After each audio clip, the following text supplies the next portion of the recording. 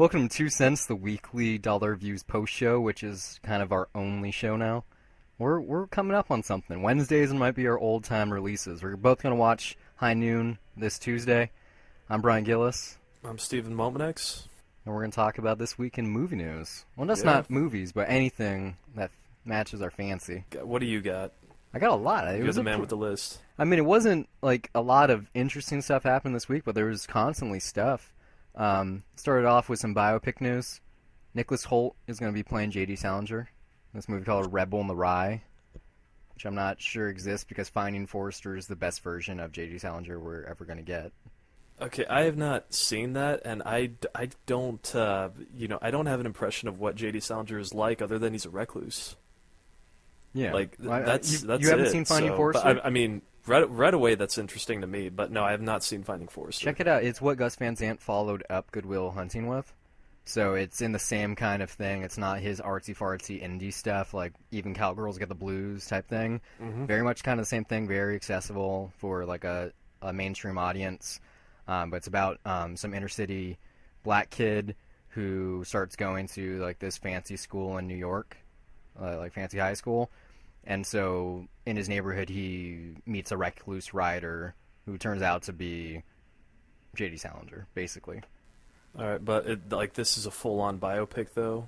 Yeah, I'm not sure exactly what angle they're going for, but I would guess just his life story about why he became a recluse. I mean, it's called The Rebel in the Rye. So Finding Forrester, that's more of a fictional story? Yeah, well, I mean, I'm it's guessing. not him. Like, the name of the author is Forrester, but anyone... It's just based off him?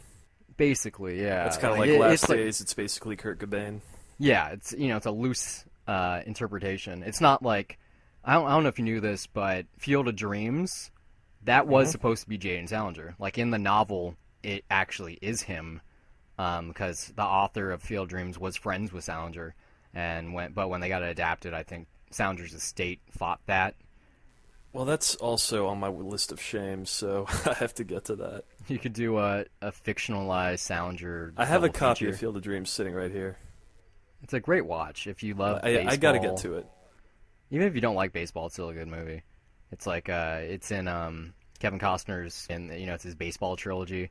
You got Field of Dreams, Bull Durham, and For Love of the Game. Yeah, I think that's also one of James Horner's most highly praised scores. So I still need to get to it just because of that.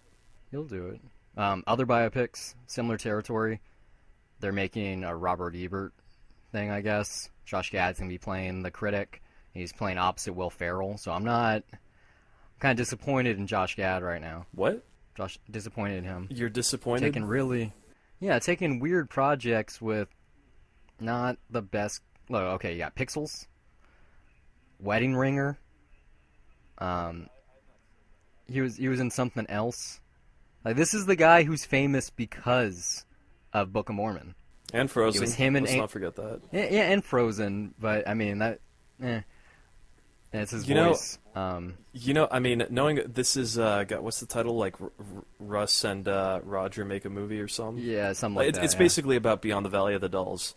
That, I have no idea how they're planning on make that movie. If it's going to be, just kind of a biopic for a movie that most people haven't seen anyway. If it's him and Will Ferrell, it sounds more like it'll be along the lines of a crazy sort of, Apatow produced-esque kind of romp.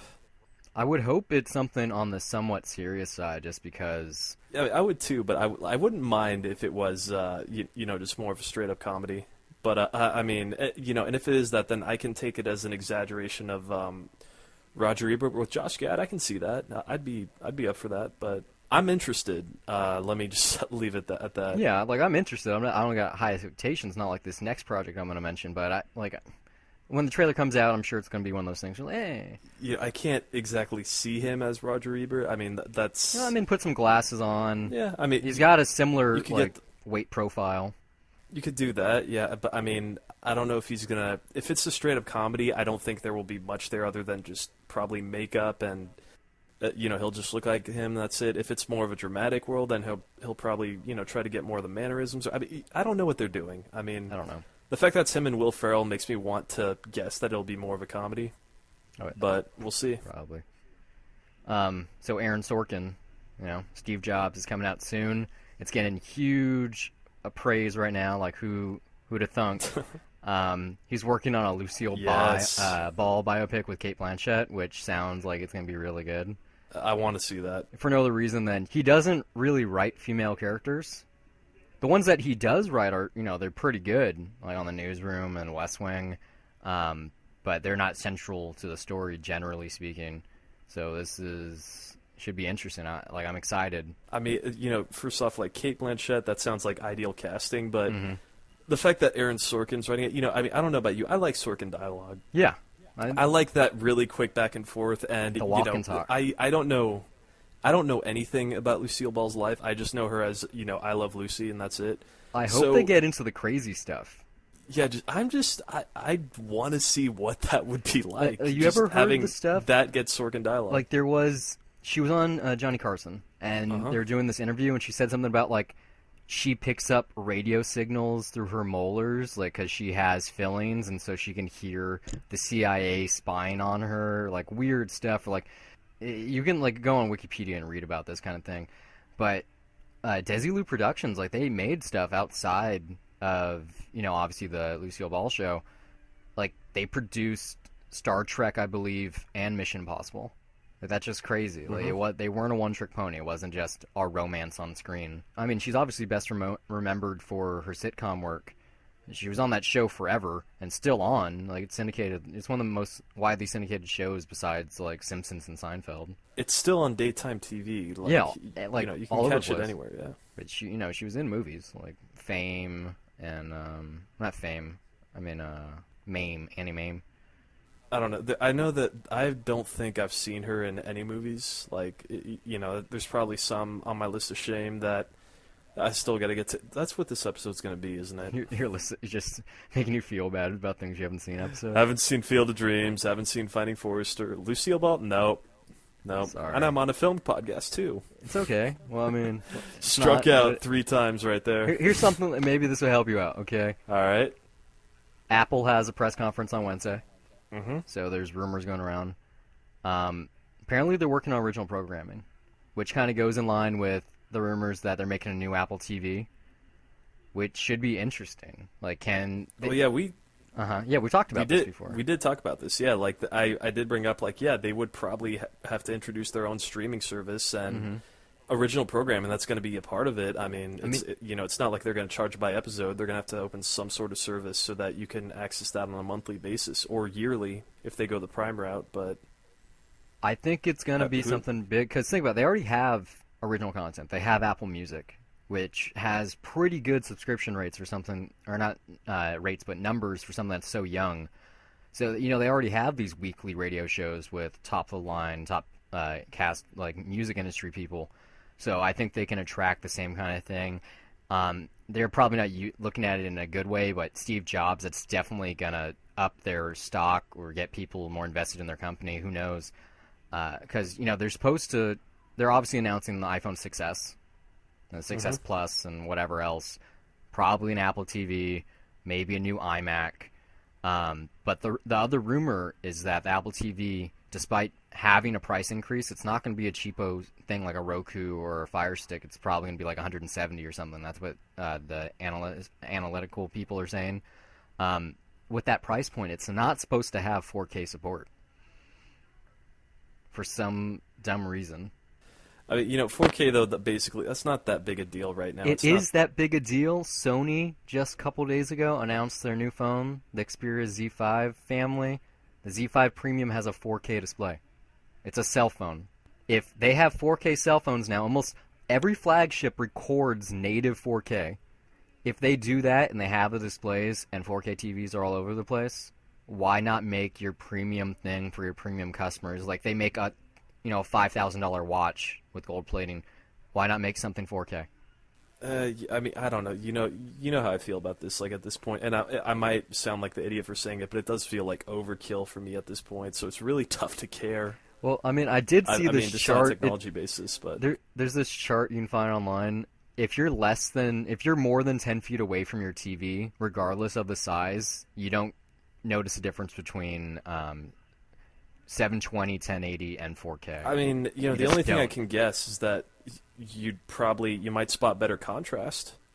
Maybe. Well, I mean, But that's more of as an far as HDR clarity thing, and though. yeah, as far as like sharpness and clarity, though, no. Yeah. No. Yeah. I mean, I sit less than 10 feet from my TV. I sit about 3.5, 4. I mean, I'm gaming. I'm not entertaining my whole family or Well, whatever. then, how big is your TV? It's a good size. I don't have a tape measure. I'm guessing it's 38 to 42. Yeah, I mean, mine's 47. I'm like 2 meters away from my TV especially when I'm watching some in 3D. That's how we know you're international. You just use meters. Well, okay. It's probably 8 feet. Yeah, we got it. it's probably like maybe like 6 or 7 feet away.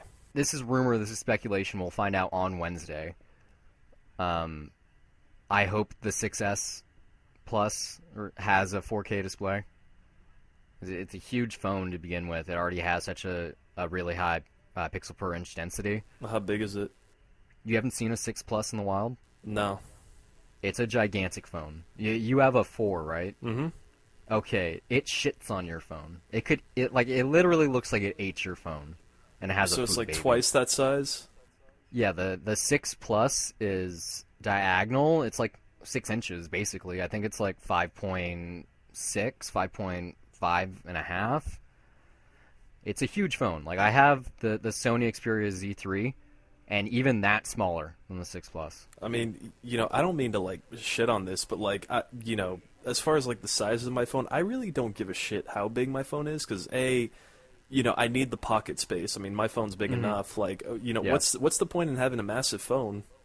I don't know. Like I got this phone, and it was the same thing. Like my previous phone is like the exact same size as yours.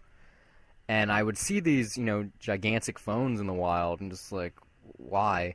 But after having it, when like say I'm on Twitter or whatever, and I see a YouTube link and I stop and watch it, it doesn't necessarily feel like I'm watching on a phone anymore because it's such a nice display. Like it's a full HD display and it's a good enough size, and I'm only holding it like what, a foot and a half from my face.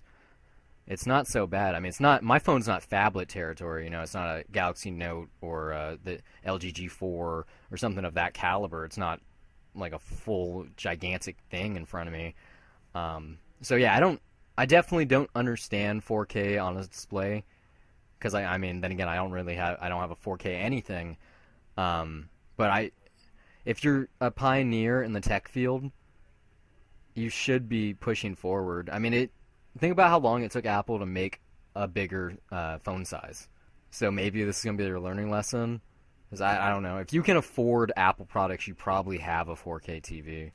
Well, I don't, but I'm talking about the people that camp outside days in get advance everything. at the store. Yeah. Why like the cold of Apple. It's called online or shipping or whatever.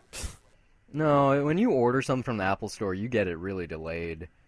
Unless it's, something that's been out for a while. Like if you bought a MacBook right now. You could always use Amazon Prime. I mean, their Apple store's not that good. Whatever. We're like outside of movie news now.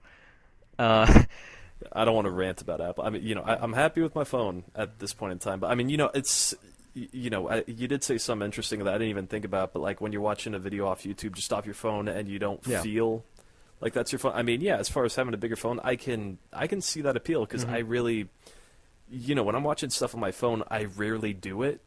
It's just in passing. Like oh, let me watch this real fast. Yeah, I mean, it's like, even when I'll be going through Twitter, and if it's like a video I have any interest in watching, then I'll just, I'll throw it like on a playlist, and I'll get to it later, and I'll watch it on my iPad or at home when I'm just surfing the internet and whatnot. But like, I don't know, I've never been, I don't, maybe it's just because my phone is so small, I've always thought it looked ridiculous just to watch something on it. But I don't know, maybe that might be the change that will change my view on that. Well, changes are happening. Amazon announced this week. It's not there yet, I don't believe. It could be, I don't know. No, yeah, I think it is there. You can watch Amazon Instant Video stuff offline now. Yeah. Which is something that Netflix cannot do yet. No, that's good. I mean, I got to travel soon. I'm going to go on a plane, and I've had this idea many times because I own stuff that I bought through Amazon Instant. And I can download it onto my iPad, but I can't do that for Amazon Prime because I don't own something. Well, now you can. But that's cool. It's like, I still don't own it. I have to, return it, but it's cool to know that I can do that while it's available on Prime. I'm assuming that Netflix is gonna it's gonna be like a punch to the face, and they're gonna get their shit together, especially because they've been in the game for so much longer. You know what? I'm guessing that something like that might be available when they bump up their prices. Yeah, talking about bumped up prices. I think that might be the deal. Yeah. Hulu announced their ad-free thing. It's something we've been Which is talking about for a great. while. Yeah, I mean Yeah. it is more expensive. It's $11.99 versus $7.99, but I think that's worth it if you watch a lot of Hulu. Yeah, well, I mean, just that's good for the price, and even then, just for a streaming service, that's good. I mean, Netflix right now, it's still $7.99. Yeah, it's I think, $7.99. or is it $8.99? I mean, I don't know. They've said something like they would hold the old $7.99 price for people that have been loyal, but when prices go up, that'll be available to new people. I don't know. They've always been screwy on prices, or at least how they announce them. They don't communicate that shit very well. But right now, $7.99 a month for what Netflix has is a fucking steal. Well, I mean, it's going to be less so later this month when they lose their Epics deal. But yeah, well, it is a good Amazon still has that though, right? deal. Yeah. Yeah. Okay. So what do I care? I'm still good with that. I'm just saying. Yeah. Something of note though about this new Hulu thing, I can't remember what they call it. It's the ad-free experience or whatever. Some of the shows are still gonna have ads. It's gonna be like before the episode starts and after. The one that comes to mind is Once Upon a Time. It's gonna be like 7 or 8 shows that programs that do this, and so it's gonna be like a 30 to 1 minute ad. Watch the whole show at the end. You're gonna have to watch another one before you can watch the next, which is still kind of lame. But if I had Hulu, because I've done the free model online, like catching up on Parks and Recreation or whatever, and it definitely kind of sucked. But I couldn't complain because it was free. But I've been at people's houses where I'm like, why are we watching commercials right now? But $11.99, if you do it for the whole year, that's even more expensive than Amazon Prime. I mean, at the same time for new shows though, because the way that it works on Hulu is that they show up the day after the day it airs. after, yeah. And, or even Comedy Central and premium stuff.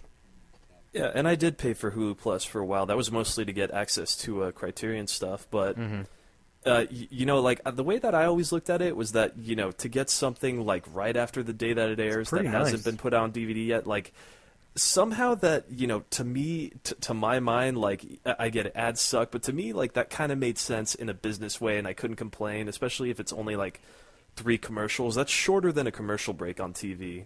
Definitely short. The thing that I hate about Hulu, though, is that you saw the same commercial over and over and over. Yeah, but the same thing happens on TV. And I mean, as much as I don't watch TV, but like I do, if it's a show that I like for instance, if I was watching Community, I kind of would enjoy having those little breaks because the way that TV is by design on network is that they design it for those commercial breaks so that. Yeah, and it's, I mean, I do kind of like having my attention, being held that way for like, okay, 30 seconds. Yeah, I mean, that's cool, but a whole 5 minutes, no. There is a certain... I mean, so I can't, there is something to ads that's beneficial too. I mean, the commercial cliffhanger is pretty powerful. Sure, you don't really like the commercials and it takes you out of the moment and you can't binge, whatever, but... It kind of feels weird when you watch something on Netflix or on Amazon or whatever, and it's just not there. Like if you're watching an HBO program, it doesn't matter because it was never made with that in mind. But just having the fade out and then the fade in and the shots kind of off. Yeah, I mean those are kind of effective, but then when you show up right away, it's like it doesn't really leave that same impression. The only thing that you have that's similar to that is just when an episode ends and you got to wait till next week to get the new one. Which I still, I basically binged watched Mr. Robot over the last couple of days. Like last week, I mentioned that I watched the pilot, and the pilot was good. Okay, the second and third episodes were kind of iffy. Like it was peaks and valleys, but the last 4 or 5 episodes, I definitely binged those. I watched those back to back. Felt like Drake, just back to back, and. It got really good. I didn't like the way it ended. It was like looking really far ahead. But just really interesting the way they make it. As I mentioned this last week, I like it for the techie stuff that they do, but that's kind of really only on the first half of the season. Then it gets more internal struggle, psychological stuff, society, things going on. But they censor the show, but they still have adult content. So they use fuck on the show, But what actually happens, it's like he goes, "What the are you doing right now?" Like they mouth it. Maybe they cut it out in post and put like airtime, but you can almost that's really hear weird. it. Yeah, that's weird because Breaking Bad did the same exact thing. Yeah. And I mean, even on the episodes, like I would order them and they would show up like that when I got them off Amazon Instant. Like I wouldn't get them uncensored. I would still like just get all that stuff. I mean, which for a very key moment too. I remember it pissing me off in the final season of Breaking Bad. In like the second to last episode, there was just a very specific F-bomb where I was just really pissed off at. Because it was fake.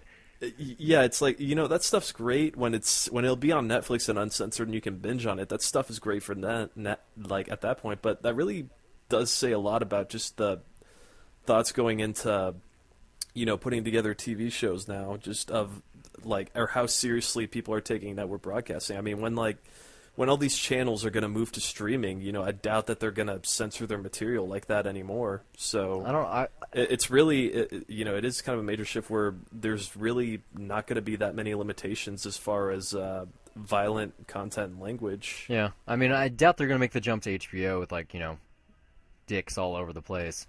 But there was sex on Mr. Robot. Like, they could get there. Yeah, I've seen like the first 2 seasons of Breaking Bad. There's sex on the show. It's not all over the place. I mean, it's more like someone laying half naked in a bed. There's some incredibly like graphic stuff in that show. Like the especially bathtub. later on, like way later. I mean, the first 2 seasons, that was like 5-6 years ago. Yeah. Well, I mean, after a lot of hearing things have so changed. much, I try to watch it. And like I said, I almost got to the end of the second season. I just kind of stopped. Such a great show. It wasn't bad. It just wasn't for me. It's kind of like Mad Max. Mad Men, not for me. I think I have something against AMC programming. I don't like Walking Dead. I tried giving Comic Book Man a shot, and I still couldn't even do that with the Kevin Smith thing. Yeah, I like Mad Men, but I have to start season 5. I guess I'm way behind. Like it's kind of like House of Cards for me in that they're really entertaining shows, but and they have great characters. But I don't know, just maybe it's my burnout with TV right now that I don't feel like rushing to them just yet. I'd look into Mr. Robot. That first episode of the pilot, really, really good. Like it plays like a movie. I was doing some research. And it was supposedly, the whole show rather was supposed to just be a theatrical film. So you can kind of feel it you can feel that in the first episode because it definitely plays like one. But I mean, that's how a pilot works anyway. I wish that it was not the tone necessarily, but the kind of like what it does is really not all over the place, but it goes lots of places and doesn't exactly work. And in the individual arcs are really strong, but as a whole, I think about the whole season, and this is from watching it very quickly. If I actually watched it on a weekly basis or almost weekly, like our show, like the season finale was postponed about a week and a half because unfortunately, you heard about that. Yeah, and that was really graphic on the show. If that was actually on the same day, that there definitely would have been a big problem. So kudos to USA for not showing that episode. But the binge model, it's become such a thing now. TNT joined the party. I think it was today they had some new show. I can't remember the name of it, where they announced a couple days ago that was going to be binge available. I mean, I can't knock it the way that it's being done. I mean, just because I remember I had this thought, and a lot of other people too, I'm sure, when House of Cards came out, the way that they just released those episodes, they were just chapter titles, and that was it. And that kind of is a way of looking at the way television is working for the binge model, is like a season is an entire book in a very long series. Yeah, because TV's always kind of been book-esque, if you can. It's been very and that's a comparison. That's the reason that's why it takes me so long to get to both, because I'd like to binge on the books or TV shows at the same time. I can't do the week-to-week thing. It's hard. I mean, I'm looking... Gotham starting again in about 20 days, I believe. I'm excited, because that's one of the few shows on network TV that I actually watch on a weekly model. And I think it's even with the commercial... I kind of skip the commercials. I watch it with the Hopper on Dish. So that kind of cuts the commercials out for you if you watch it. I think it's 12 hours after it broadcasts. So it kind of cuts them out already. Or if not, like I said, I can check my phone or whatever, which, it's nice. It's not like it's wasted time or anything. Because when you think about it, an hour and 42 minutes aren't that far off from one another. It's still a pretty good chunk of time. Right. So I'll make a note of it. Watch the pilot. For this one, I really will, because a lot of people have been getting back to me saying I should get to it, and right now it's just a matter of finding time. But I will try. I really will. I think it's only 10 episodes, but it's 420 minutes, so yeah, it's a little bit more than that because the pilot is over an hour. Some other things, Idris Elba. You hear that comment about him being too street for James Bond? Really? Yeah, the person whoever ghostwrites the James Bond novels now. I think they're still released under, what's his name? Who's the original author of James Bond? Ian Fleming? Yeah, Ian Fleming. I think they're still released as Ian Fleming, but he's the ghostwriter, or maybe not. I'm not sure. But yeah, Ian Fleming's dead. So. Well, yeah, obviously.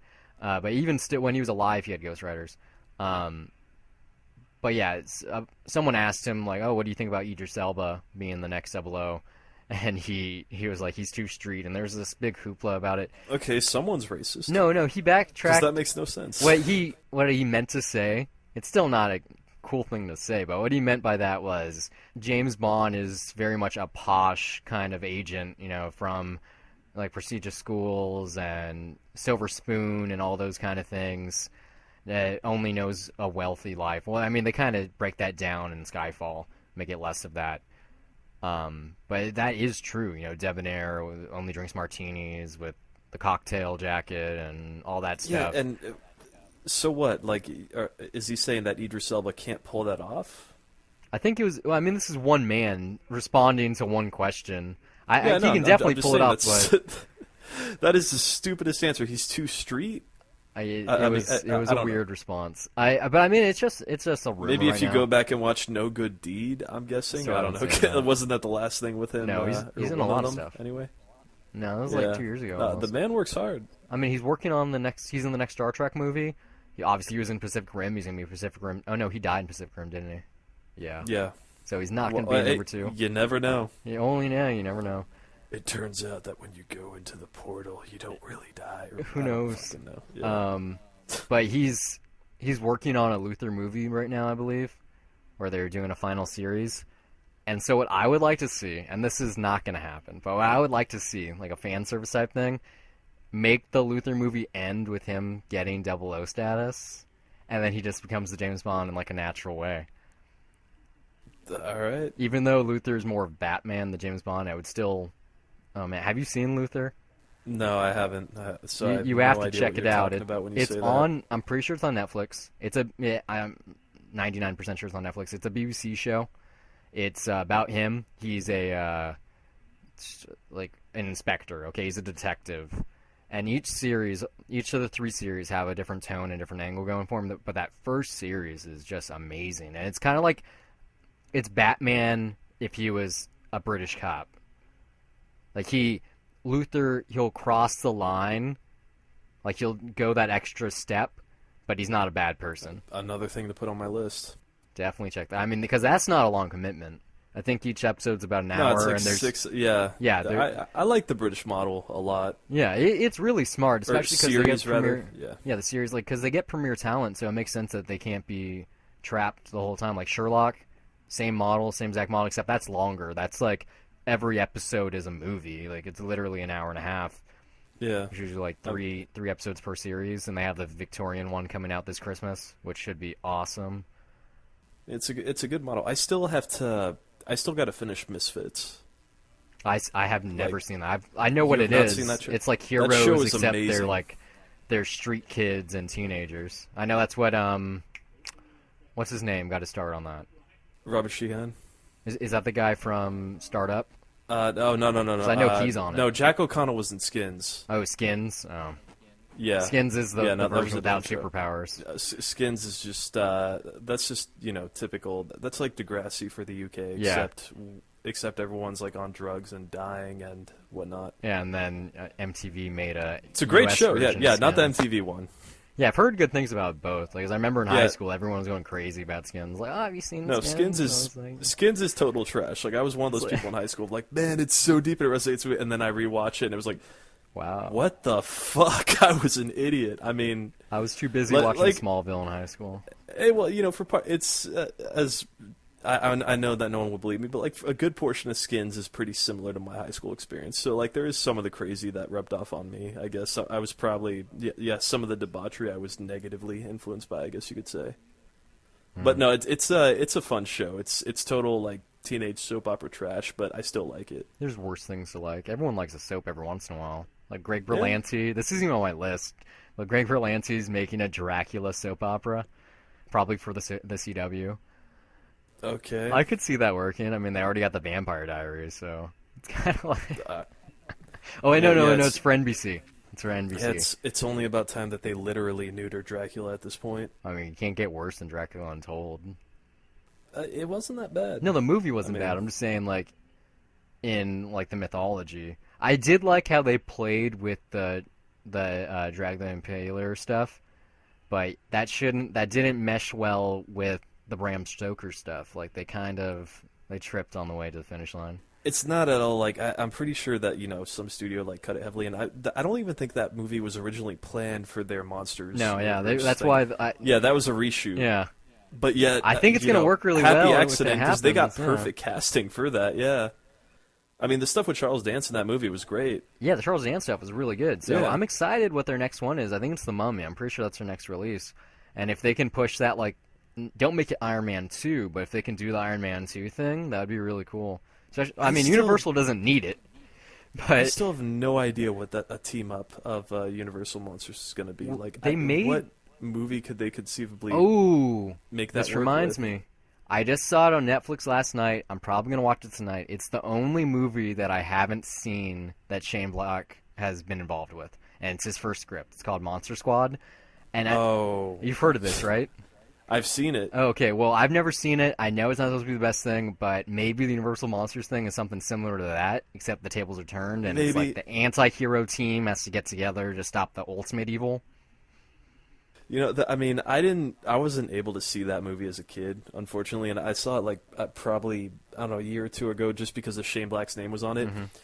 It's, it would have been so much better if I saw it as a kid, but even then, there's just Shane Black-isms in there that are just so fucking amazing that, I can't help it. I want to love the movie more, but it's just not, I don't know, maybe it was just really high expectations, but it's a fairly fun movie. I might watch it tonight. I might rewatch it. I mean, just for several very specific moments that are really, but just I can't. I don't want to give them away.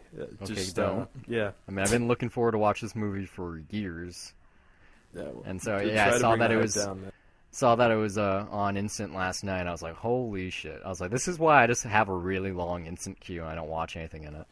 I mean, for me, it's one of those movies where I wish I was way younger when I first saw it because I know I would have a bigger appreciation for it.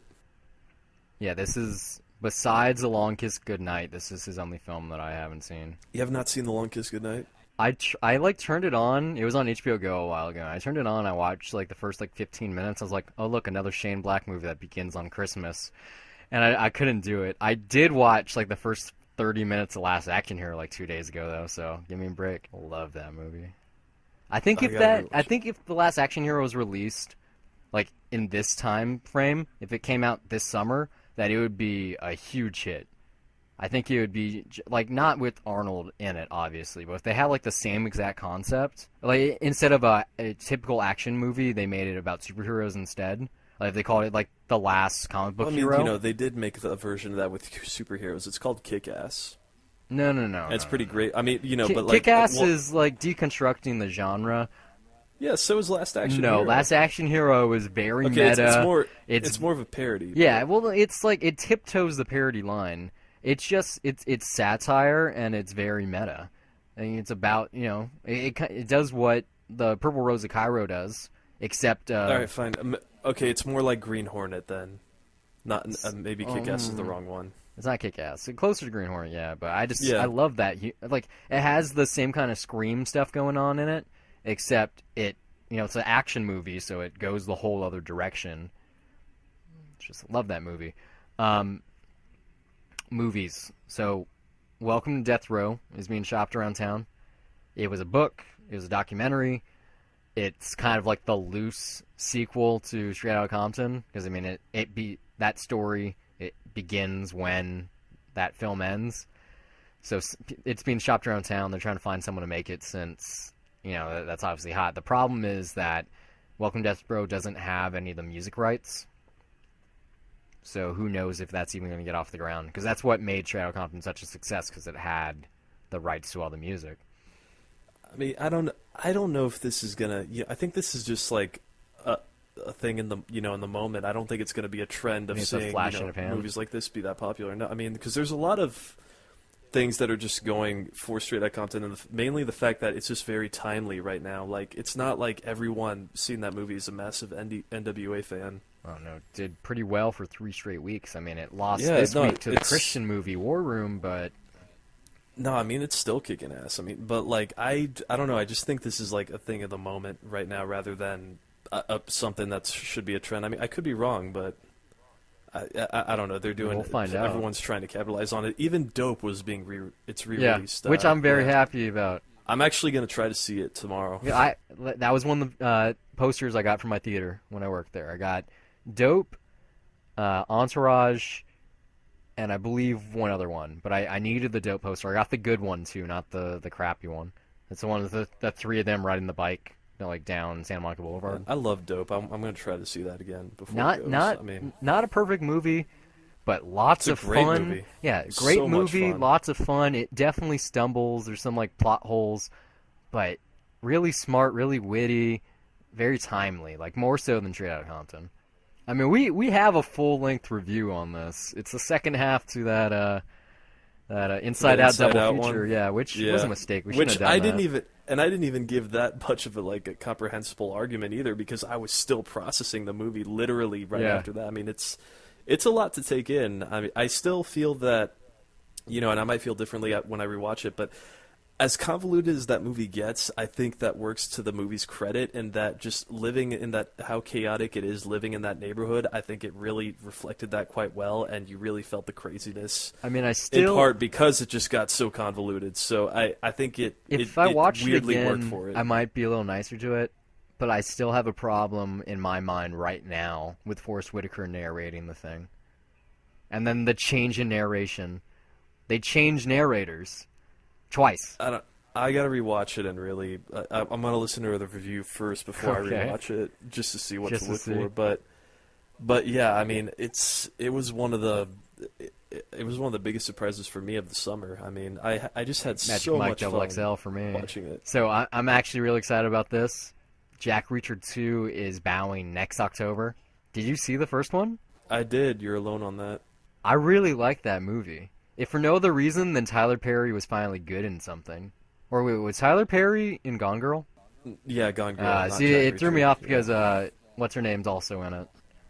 Rosamund Pike? Yeah, Rosamund Pike's in both movies. Yeah. No, okay, in Jack Reacher, it was Werner Herzog. Yeah, oh, that's what it was. Yeah. And that was amazing. And about it. So he's not going to be in the sequel, so that sucks. He didn't have, like, I don't know, he had a missing hand or, like, only 3 fingers or something. It was like 3 fingers, a monologue. Yeah. It was pretty amazing, but this is the thing about, I could get behind Christopher McQuarrie doing MI5, which, he did good with that, but I like the car chase in Jack Reacher. I like the opening. I like that it's... I like the mystery. Yeah, I like that it's just more based on, it's just sound, like, for the opening, and or mainly just that one car chase, like, it just has a very, like, slow build to it, and it feels very raw, and it's not, like, overly scored or anything. There were things like that I liked. I didn't really care for the mystery. I can't really remember what it was. I kind of remember being bored for most of it. I liked how they introduced the Tom character. Cruise. It just didn't really digest well with me, I guess is what I'm saying. Well, Edward Zwick is directing Jack Reacher 2, who worked with Tom Cruise on The Last Samurai. So yeah, where has he been lately? Pawn Sacrifice movie's coming out this year. He directed that. Which one? Pawn Sacrifice, the Bobby Fischer movie with Tobey Maguire. I don't know. Last thing, didn't he do Love and Other Drugs? Yeah, Blood Diamond. Which was a weird choice for him. I liked that movie. Like, it really tiptoed. You like rom-coms, Well, though. I mean, that's why I liked it, though. It wasn't like it was part rom-com, part drom-com. Like, it had, like, the romance was pretty good, but then I really liked the social commentary for the time, because I think it took place in, like, 95, 96. But I liked the acting on both sides. I thought it was It had really to good. do with Alzheimer's, though, right? Yeah, that's Yeah, what it was. Oh, yeah, no, that was the year where we got the two very strange Friends with Benefits movies. That wasn't that year. No, yeah, there was Love and Other Drugs, and then there was the one with Ashton Kutcher Oh, I and thought Natalie you. Portman. No, you're And she confused. has, No, she has no, like you- Asperger's or something. And then there was literally Friends with Benefits, so there were three at that point. Was that the same year? Are you sure? Because They- there was they Friends might with not- okay. Benefits and No Strings Attached, which came out like 3 months apart from each other. And then one of them was Mia Kunis and Justin Timberlake, and then the other one, was Natalie Portman and Ashton Okay, Kutcher. they might not be the same year, but they were all fairly close. Like maybe one it's pretty year close. apart from one of them, but they were all pretty close together. I mean, yeah, the Edwards. Okay, Jag Reacher 2. Fine. I might enjoy it more. I don't know. I love Glory. Yeah. I really like Last Samurai. And he's a good director. So yeah, I mean, yeah, anything with his name on it, I would look forward to, and I would hope that maybe Jack Reacher's just not my thing, but we'll see. Love and Other Drugs came out a year before No Strings Attached and Friends with Benefits. When did it come out? 2010. And the other two came out 2011. Well, Still pretty close. Okay, they're pretty close. Yeah, I swear that there's like a 3-month.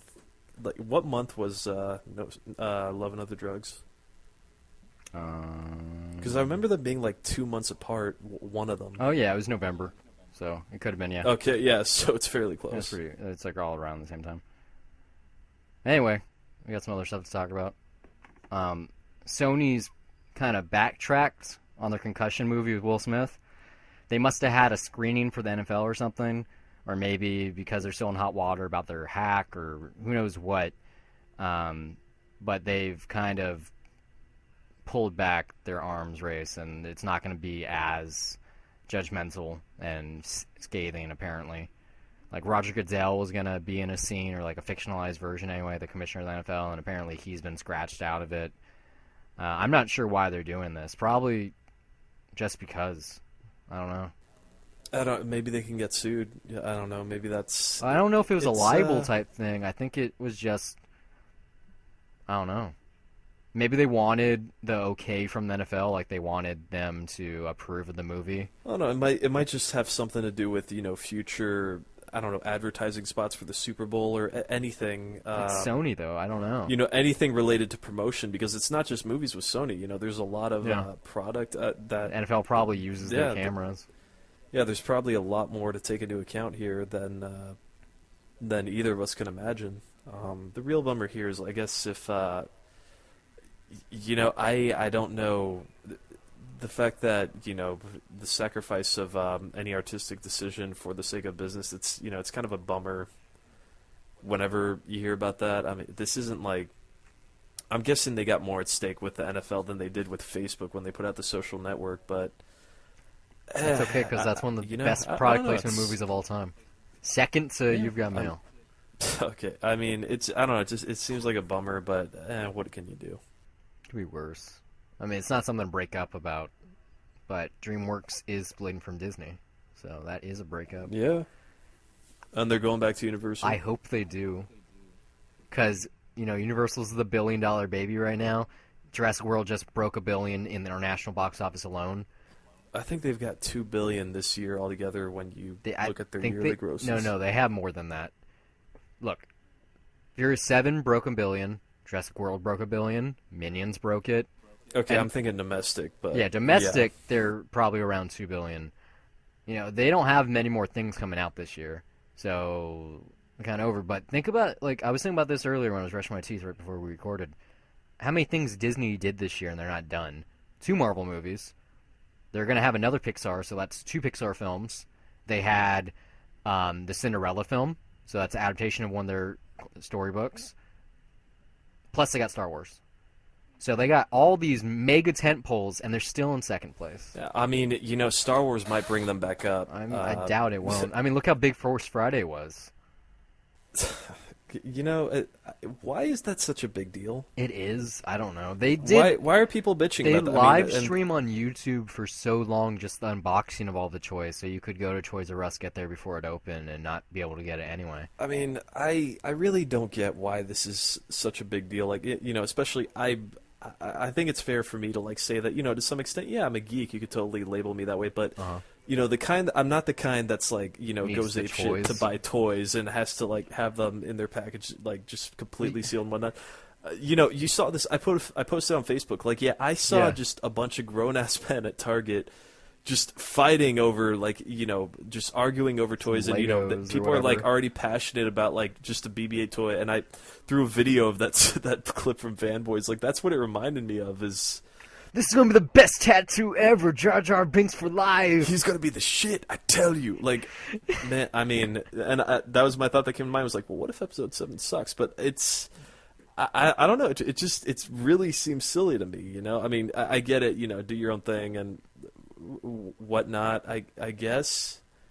I don't know, but I mean, as far as like it being a failure, it's like these things should be for kids. Kids should go out and get them. I mean, okay, so. Financially, I guess they didn't think it through, but it's. I'm sure you know this. Man. Like, Star Wars invented ancillary markets. Like, before Star Wars, there were no movie T-shirts or toys or video games or board games or any of that. No TV shows, coloring books. They invented that. Lucasfilm invented that, and so it just shows you, like, the first property that was big is still the biggest one. It's crazy. Like, it's never gonna die. And I'm saying this with some licensed Star Wars toys right on top of my computer. I got a Snow Speeder and a Darth Vader stamp. So, I'm part of the problem. I didn't buy these, mind you. Well, I did buy the Snow Speeder. But you know what? I do actually, now that I think about it, I don't have any toys in my room anymore, but except... Yeah, like the Lego Star Wars game. I have a lightsaber under my bed. There you go. See, you got some. We all have at least one thing. I got one lying around. Yeah, the Darth Tater Mr. Potato Head, which is actually really cool looking. I also, right next to it, have the Indiana Spud. So, part of the problem. All right. I don't know, but yeah, I hope Spielberg goes back to Universal, just because that's where you got to start. It makes sense for him to return, especially he doesn't. I'm not sure he has that many years left in directing. He's probably going to want to retire soon since he's been doing it his whole life. I mean, I don't know. Who knows? I've had this argument with. It's a stupid argument. I don't know if you have any feelings towards this at all. But I keep hearing from like people, Spielberg's not that good anymore. He should retire.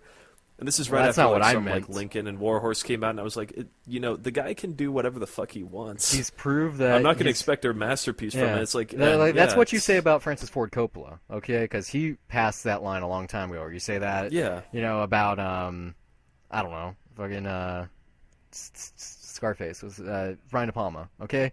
Like, you can do it for guys like that, but I don't think Spielberg's in that category.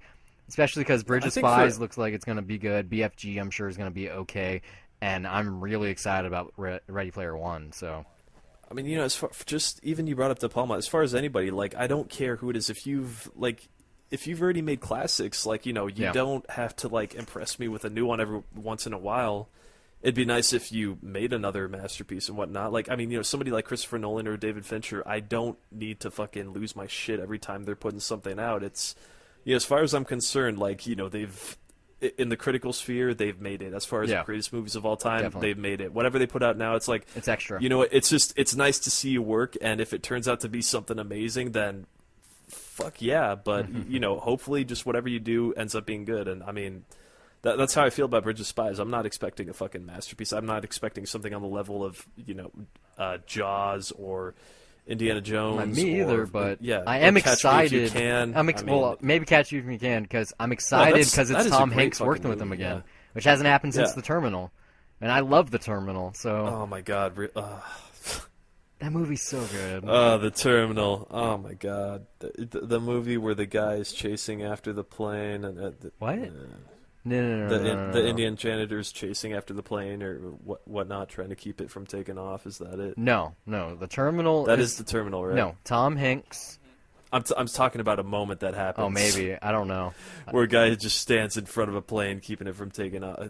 That movie was just way too corny I don't know. for me. I love that movie. it's his Frank Capra movie, but it lost me at a certain Well, point. fuck you. Agree to disagree. Anyway, Spielberg's. We could talk about that one in a podcast. Maybe. I do want to rewatch We it could. soon. I would revisit it, and I'd give it a shot. It but is I'm one of pretty those sure it wouldn't kill $5 me again. DVDs that I need to buy. But Spielberg said this thing this week, something that I really liked.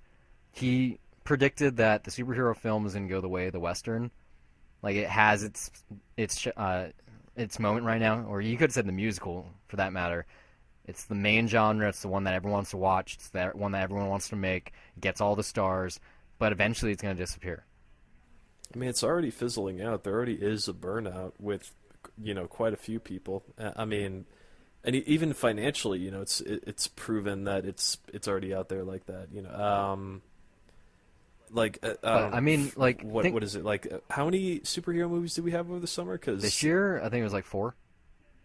Yeah, I mean, Ant-Man, did pretty well, but wasn't a monster. Ant-Man, Fantastic Avengers, Four, Fantastic Four, and there might have been Fantastic another one. Four's not doing well.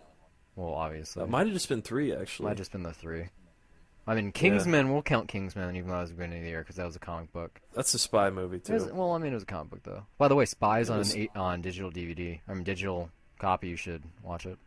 I got one last thing on my news agenda. Not a big one, but it's the only thing I got left. Apparently Fox is working with Capcom to develop a Mega Man movie, which I'm not sure is a good idea. This is closer to you than it is to me. Well, not really. I have no investment in Mega Man games. They're too hard. Okay, yeah. Fuck Mega Man. I know nothing about Mega Man other than it's Mega Man. I've never played, so... You're an android in a blue suit. You can jump and shoot things from your arm. That's it. Like that. I mean, sorry, keep going. That's it. Like Was the that original Nintendo games, like they're hard as nails, and that's why I don't like. They have great soundtracks, though. But I mean, Mega Man became like a much bigger thing. Like Capcom made it a bigger thing. They had the TV shows. They expanded the genre. That it was like no longer just platform. It became like RPG or like action adventure, like Mega Man Legends and stuff. And it is one of their mascots. Like he basically is their mascot. It's probably their most known property besides Resident Evil. So I think that's good because it proves that Capcom's moving past Resident Evil adaptations, I would hope.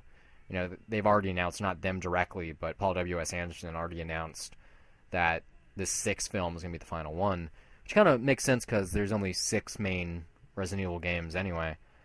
But I don't know. Who knows if it's even going to happen. Then we need to stop seeing the series, because they're not even that well, I don't know. There's only, one good one?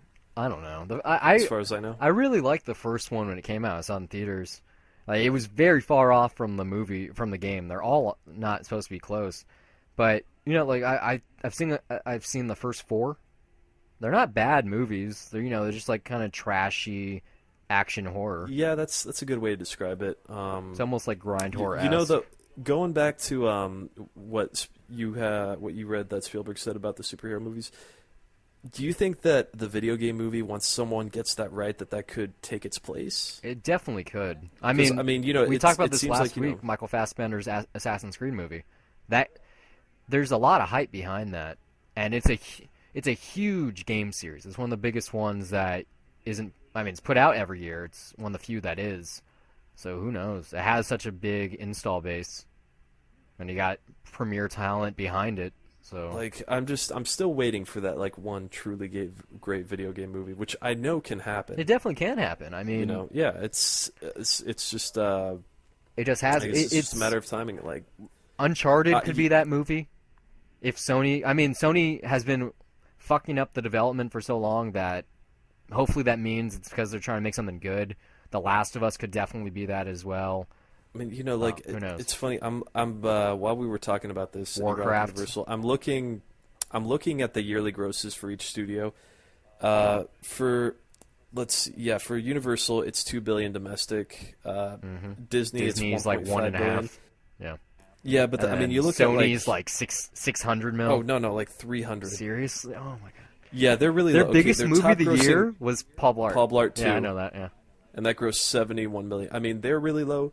Paramount, they're just above them. They've only made like $500 million, and they're top. They're they're doing good international though. Basically, Paramount. Oh yeah, with Terminator. Yeah, Terminator and Mission Impossible.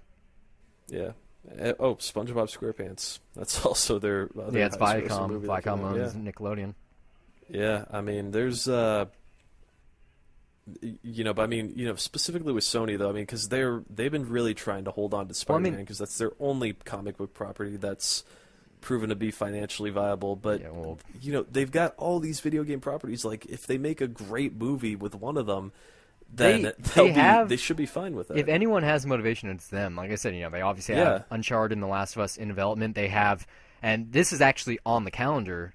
I think it's February. It's like February and sometime else.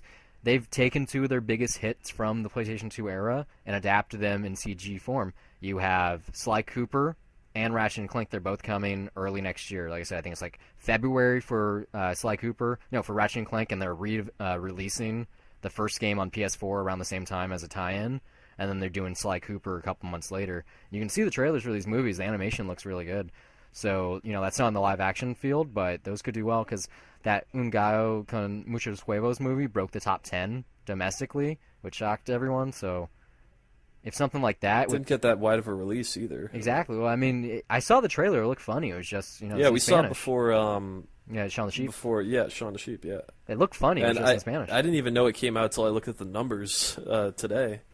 So anything can happen. So Yeah, that's but, the thing, yeah. like Paramount, they don't really have anything to worry about because it's Viacom. They just had the VMAs, which a ton of people watched or whatever. And Sony, even with their movies tank, they still have their technology and their video games. And Yeah, but I mean, as far as movies though, I really think they really need to be pushing. Tom Rothman should really be pushing for a good video game movie to be made. I hope Like, Uncharted is rather that than movie. just. Yeah, I mean, I'm just gonna or keep saying even that. The Last of Us.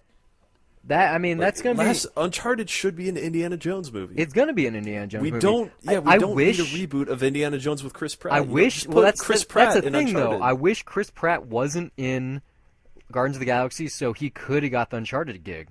He was asked and he turned it down. And the reason he turned it down because he's already Indiana Jones, and they're trying to make him the real Indiana Jones. So, Oh my god, just okay. like, he would have been perfect for Nathan Drake. Just like, oh my god. Well, okay, let's keep going. I got nothing else. I got no more news. So, what'd you watch or listen to this week? Actually, you know what? There was one thing though. I don't know if you saw this, but Nickelodeon, they're trying to revive their Hey Arnold 90s and Nicktoons to make a live-action hybrid movie. Wait, I didn't hear that part. What?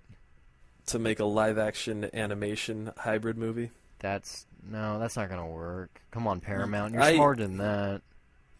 I mean, the idea seems really out there. I don't know. I guess the main thought that I had with this Roger is, Rabbit. you know what? What I realized was I've been complaining for a while of just seeing like all these properties being revived from the '80s, from other people's childhoods, and now that I'm seeing one from mine, You excited? I'm not excited, but I'm weirdly just okay with it. I don't know. Like I mean, because like I've heard people say this before of like stop complaining about franchises and sequels being put out. Like this has been done before. Like it's not like this is just happening now. And I don't know. Maybe like I guess you look back on it and it's like yeah, it's true. There's been stuff that's been franchised the shit out of like way back since even the fucking James Bond series, for example. And I think even I don't know. I think I even saw a Tarantino article putting it out recently. I mean. There's been a bunch of stuff that I've read on the internet that's basically calmed me more down about seeing all this crap. But I don't know. I kind of feel okay. Like well, whatever. Make I it don't. for I don't care. I mean, a I'm new generation. I'm learning right now about the movie. I saw the articles on Twitter and I was like, that's clickbait. I don't give a shit. Like they're gonna redo it. They're gonna redo it anyway. They already redid the Rugrats. They already brought it back. They already brought back Fairly Odd Parents. But the movie thing, like that's I don't know. Yeah, it's weird. A live-action animation hybrid. I don't know how that works. Well, I know they did that. I didn't see it, but I know that's what they did for the Fairly Odd Parents movie. Like it was a hybrid. So maybe that was testing the waters. That got good viewership.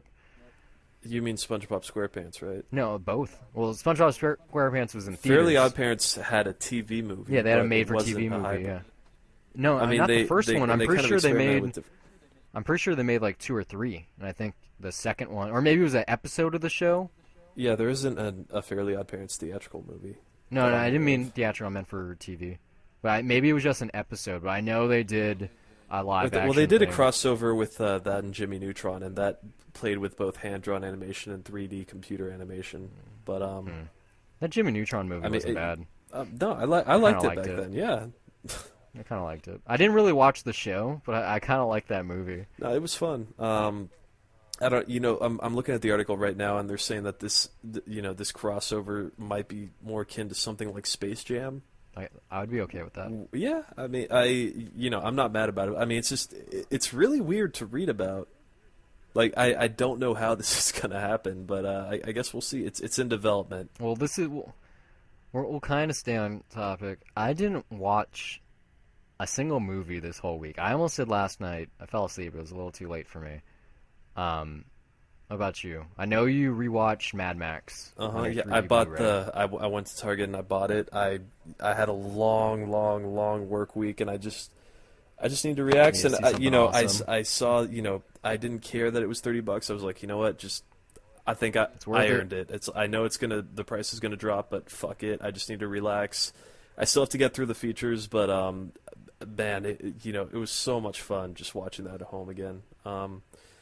And then yesterday I had another day off, and I walked by Redbox, and I kind of thought, like, I just wanted to browse through, and I saw that Paddington was on there, and I thought, maybe I want to rewatch that and just have some fun. But then, yeah, and we talked about it, and I was just like, man, I need to see that movie again. But then It's a good movie, but it's not worth rewatching, even for $1.50. It's a fun movie, man. I really want to rewatch it. It's definitely fun. I don't know. It's I'd one of the rent something funniest else. movies of the year. But then I kept going, and I kept thinking, you know what? I've been rewatching too many things lately. Maybe I should just give something new a shot. So, of course, I'm gonna pick two of the most racist comedies out there. The one that's obviously playing on racism, which was Get Hard, which came out earlier this year. You know what? There's a lot of I think it's got like a 30% on Rotten Tomatoes, so there's a fairly negative feedback on it from some people. I thought it was okay. It's Kevin Hart and Will Yeah. Ferrell. It's gonna be okay. Yeah, I just have no desire to watch it. I mean, you don't really it's something that you can watch on cable if you're bored or if you're on an airplane and there's nothing else. I laughed. I thought it was funny. I thought they had good back and forth. I mean, also admittedly racial humor when it's in that context, not when it's just out of nowhere racism. But I'm kind of a sucker for that. That goes way back with watching the Chappelle Show and some stuff on South Park. But I'm forgetting it. There really isn't much to talk about other than just to say I enjoyed it. The movie that really, really puzzles me, that is weirdly, I can't even say it's a comedy because supposedly it's supposed to be a serious drama, but this is Tom McCarthy's The Cobbler, which I'm pretty sure you I want to know see about this. one. Yeah, I saw it at Redbox too. It's on Netflix. Oh well, okay. Yeah, Adam I don't have Sandler or Netflix, something so- about like yeah, okay. What's the premise? It's like if he wears someone's shoes, he can literally like become them. or Yeah, something? like he finds basically an old shoe sewing machine. He's a cobbler, and he finds like this old machine that has magic to it, and if he puts on shoes that fit his size, he literally becomes them, and it ties into that whole thing of like what it's like to walk in someone else's shoes. That's being John Malkovich kind yeah, of. I mean that's literally where I watched the EPK making of, and that's literally where Tom McCarthy says he got the idea from, and he explored it from there, and that's part of his process is with stuff like The Visitor and The Station Agent. He just kind of takes this idea and goes with it. With those I love movies, those two movies. yeah, I haven't seen Win Win either, but those are two really good movies, and with those movies, it's interesting to see where things go. But here, it just kind of wanders around, and it kind of it's really a tough movie to talk about because first, I mean, Adam Sandler's in it, and I want to, it's one of those movies where it's not a Happy Madison production. He's not getting paid a shitload of money to do this movie, and yet, if you look at it on the surface, it's almost everything that's wrong with those movies. So you're telling me I shouldn't watch it? You know what? I think, I don't know if you read my Letterboxd review, but the way that I describe this movie No. is, have you seen The Room? No. Okay. It's that level of bad. It's so bad it's good. It's one of those. Like, I can't say like it's that good, but it really feels like a movie that was ghost written and ghost directed by Tommy Wiseau, in that it just kind of wanders around at, and doesn't really make any sense. It just kind of hops around from like set piece to set piece and situation. And when it wraps up, it's just like it's like shit comes out of nowhere and it makes no fucking sense. And I'm gonna watch it. I know I'm going to, because I think you should. You already Because said The Visitor and the Station Agent. He also did Win-Win. Yeah, no, and that was great I didn't too. see Win-Win. I mean, Tom McCarthy's he's a talented guy. He's made some great movies. Even though he was in Pixels. This is so weird, though. Like, I don't know how to talk about this movie. I mean, because it's like everything that it's like an easy target of, like, if you didn't know it was Tom McCarthy, then it's an easy target of like, oh, it's another shitty Adam Sandler movie, and you could criticize it for that. And it's got a really, I mean, the movie is critically panned by like everybody. I think on Rotten Tomatoes, it's like it's got a 9% or something. It's got it's really, I think Pixels is a better movie. It's a more coherent movie than this, but. I don't. It's weird because it feels like they're trying something different, and yet, like, okay, here's a perfect example. Like, it feels like it's on the same level of, like, an offensive Adam Sandler movie would be, in that every time he wears shoes and he happens to be a black guy, he does something like, he either steals something from somebody. Yeah, it's totally racist. Like, he either steals something from somebody, or he goes into a nice restaurant and he doesn't pay the bill and he just switches the shoes when he leaves the bathroom, and he happens to be a black guy when he does it. Like, anything that is like that you're not supposed to do, that is deemed wrong by society, he happens to be in the shoes of a black person when he does it. And it's like, how do you not notice this when you're making the movie? Like, it's totally racist. Like, yeah, I'm gonna watch it's like, I just, the movie really, it really puzzles me. Like, I like bad movies sometimes. I know. I mean, I really don't know how to make sense of it. Like, it just really left me dumbfounded. Like, because it's, I mean, this is also, it's not a comedy either, because they are taking this seriously. Like, in the making of feature, they kept saying, yeah, this is a drama, but but it's Adam Sandler. It's fucking weird. Like, I want to listen to How Did This Get Made does a podcast of it. I really want to listen to what they say. Yeah, because it's just, you watch something like this, it's like, what are they thinking? What are you trying to do? Because you don't have the budget to just say fuck it and just expect to get paid. It's like, I know you're seriously trying to do something. Just what the fuck is it? Like, you got to watch it and we got to talk about it, because I'm gonna watch it. It's on my instant queue. I know. I really don't know. I don't know why, but now I got more interest in seeing it. Maybe I'll do a double feature with The Room. Who knows? I mean, you really could, because like, it makes just about as much sense as The Room.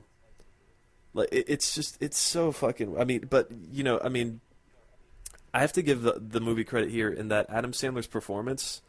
He's really good before he starts trying on other people's shoes. He's very well established as just this guy that is really burnt out on doing the same thing in life and just getting nothing out of it. And he has a bit more of a New York accent, and I think he plays it really well. It's just, in fact, everybody plays it very well. It's just, I don't think this script is doing anybody favors. Like, I mean, this is like a bad movie where it's not like you kind of just walk out mad and you just say like, oh, fuck you, like, how can you be so lazy for doing that? This is like they accidentally just happen to make something terrible. Like, it's like good intentions just going wrong in the worst way possible. You got to see it to believe it. That's really all because I'm not going to say anything new. I thought I could clearly say on here like what I thought was wrong with it. I still don't know how to make sense of it. I really don't. Usually, when you can't really critique something, it's because you're not sure if it's good or bad. I mean, and I'm saying you as in you directly, but like as a broad thing. Like, if you're at a loss for words, then there might be something there. It's not. I'll find out. It's not a good movie. I mean, that's very clear. I'll watch it before next week. Before next Sunday, I'll watch it, okay. And then we'll do like an impromptu mini review maybe during the week or something. If you want. I mean, I honestly, I do think it's like, it could achieve cult status in something like The Room, in that, if you find a way to embrace all the things that make no fucking sense and just come out of nowhere. I mean, God, it's not a good movie though, that's for sure. But I don't know, man. So like we can talk about it on the surface, but we're not allowed to just tear it apart, Lisa. Well, you could tear it apart if you wanted. I mean, here's the thing. You're tearing me apart. I do think with okay, yeah, I forgot about that. Yeah, you got it. But I do feel like, especially with Pixels when they came out, there was like a reaction of, like just a bunch of people going like, "Oh, this is the death of cinema. This is the worst thing ever." Adam Sandler, like, fuck you. Like, more so, like, there was, as far as the critical reaction, like, people were just pissed off, like, really offended. Even, I don't know, even us to some extent, because I did not have nice things to say about that movie. I tried. I tried to be kind towards it. I didn't have bad things to say. It just was. It was a movie that just was. Yeah. Like, it was entertainment. It wasn't that entertaining. I mean, like, but if you wanted to, like, just pick apart, like, an Adam Sandler movie and, just totally just give him the finger, like, this could be the movie that you did that with if it happened to be a Happy Madison production and he got paid like $80 million just to make it. But that's not the case, so I don't know. You're a merman. Like, no, I mean, like, and this is like, the premise of this, it totally feels like something that would be in a Happy Madison wheelhouse, but it's not. Like, or it's one of those films within a film from funny people. It could be, but then you watch the movie, it's like, no, okay, it feels more like Tom McCarthy, but I'm going to shut up now. You just have to watch it, because I don't know what to say. Okay. Like I said, I didn't watch anything this week besides Mr. Robot. I have been playing a good amount of video games. I bought myself an early birthday present. I got a original model of the PlayStation Vita, which I'm sure you've heard of or maybe seen online. Really interesting piece of technology. I've wanted one for a while just because my brother has one, so I played with it. I have a PS4, so it's kind of like its younger sibling companion piece. So you can do interesting stuff like remote play on it, which I did today. Well, I mean, I can do it on my phone too, but it actually feels better with something that actually has tactile buttons on it. But like, it has a front touchscreen, it has a rear touchscreen, microphone, speakers, camera on the front and the back. You can Skype on it. I've done that. It has Twitter, so I've done that. I can like be playing a game, like, oh, I want to check my timeline. I can do that real quick, go on Facebook, whatever. But it was pretty cheap for what I got with it. It's like sitting on this cradle right here. So I've been playing like some stuff on there. It's pretty fun. I haven't played anything really on it, but I have been playing a lot of Rocket League. I've been playing that for a little bit now, but my good friend Luis, he finally started playing it. Have I talked about this? I don't think so.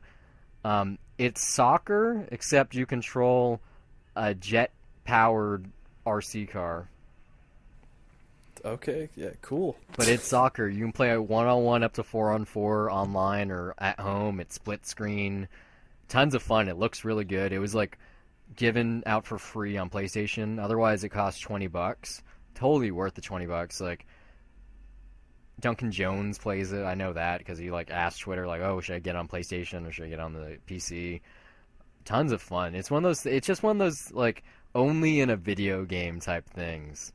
Because I'm not even like a fan of soccer, but playing it with these cars, it's something special. It's fun. You can like do backflips and whatnot. I probably played for like an hour today.